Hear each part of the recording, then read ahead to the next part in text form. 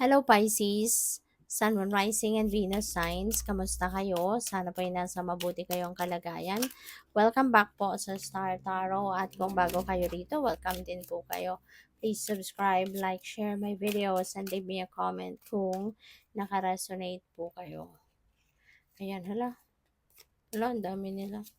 Ayan, so, tingnan natin kung ano mga messages mo. Ang dami-daming lumabas para sa'yo. So, kunin natin lahat ng yan because those are all yours. So, when you live in the moment, you will discover the light in simple things. Ayan, paalala lang ito sa inyo na kapag ini-experience mo, no, kung nandiyan ka sa mismong kung ano man ang nag-unfold sa buhay mo sa ngayon, when you are experiencing that, you're embracing that moment, doon mo lang madidiscover na kahit simpleng bagay pala, masaya din, nagkakaroon, napapangiti ka din, di ba? Lalo-lalo na kung ina-appreciate mo kung ano ang nangyayari, 'di ba? So, your inner strength can and will move mountains. Okay? So, paalala din ito sa inyo na kapag matatag ka, matibay ang loob mo, kahit anumang problema, 'di ba? Kaya mong solusyonan 'yan. Pwede mong malagpasan 'yan. Makakayanan mong masolusyonan, no?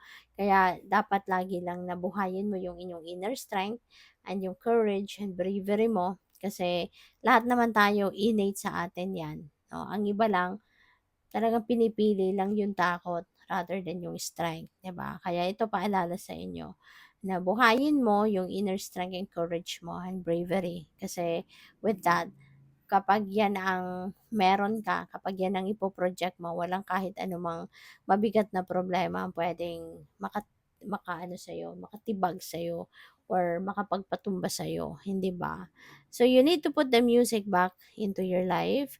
Pisces, beautiful reminder kasi baka ang iba sa inyo, napakahilig ninyo sa music dati. Maaaring kumakanta ka or mahilig kang makinig sa musika or baka nagsusulat ka ng kanta, nagtutugtog. Pero all of a sudden 'no, for whatever reason baka nagkaroon ka ng disconnect, 'di ba, sa music. Kaya this is an invitation sa'yo na ibalik mo na yung music sa buhay mo, yung connection mo with music kasi para na mas ma-inspire ka, makatulong sa'yo na mag-heal ka sa iyong sitwasyon, mga ganyan, okay.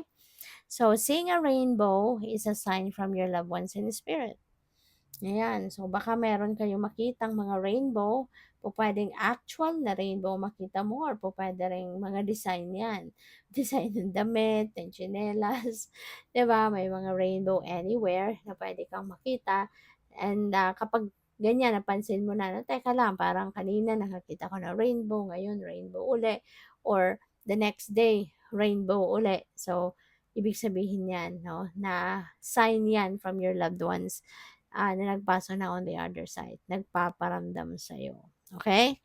So, look at the clouds to see the answer you seek from your angels. So, pag lumabas ka ng bahay, tingala ka sa sky, at kapag may nakita ka, no, na mga, alam mo yun, may mga, pwedeng may mga elements ng nature, makikita kang lumilipad-lipad diyan or po puwedeng cloud formation, 'di ba?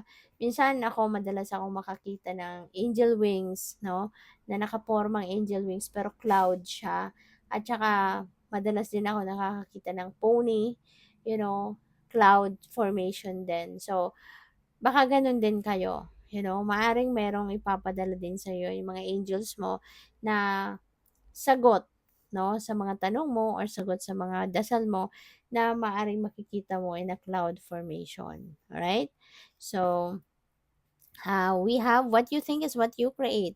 Ayan, so napakaimportanteng aware tayo sa lahat, aware tayong lahat sa ganito.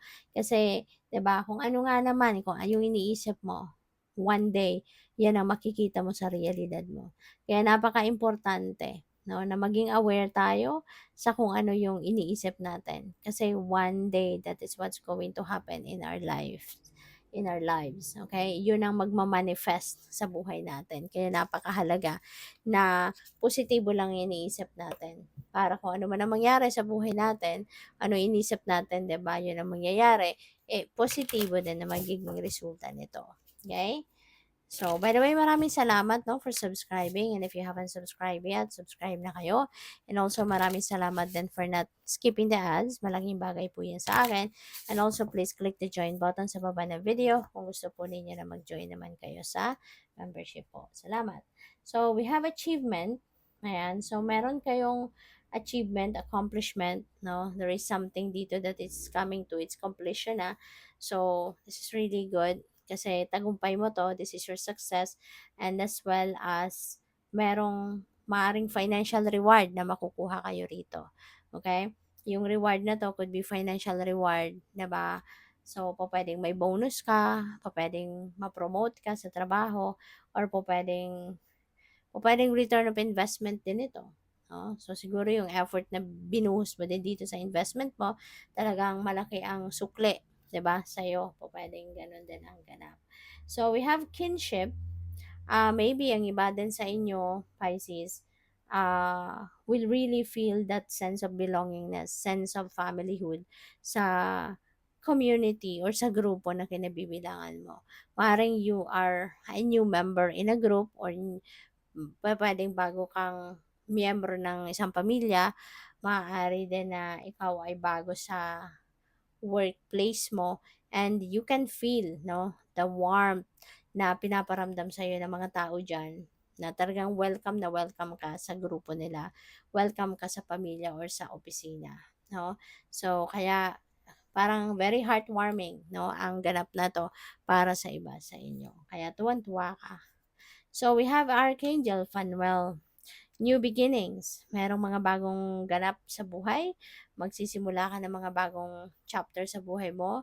This could be anything. Okay? Pwedeng bagong relationship, pwedeng bagong level ng inyong commitment with your person, pwedeng bagong business, bagong enterprise, bagong, maybe you are building a new relationship, in friendship, mga ganon. Or depende, no? Bagong career path. Depende yan sa inyong sitwasyon. But definitely, there are new beginnings on the way. At saka, ang maganda rito, you're going to be very optimistic about this. At saka, very hopeful ka, no? Na things are going to be alright. Things are going to be positive, no? Magkakaroon ng positive outcome, ganon. So, what else? We have wisdom of the Magi. So, this is really beautiful then. Kasi for those of you na maaaring naguguluhan, for those of you na maaaring confused, wag kang mag-alala kasi mental clarity will be yours. Malilinawan din ang inyong isipan. Okay?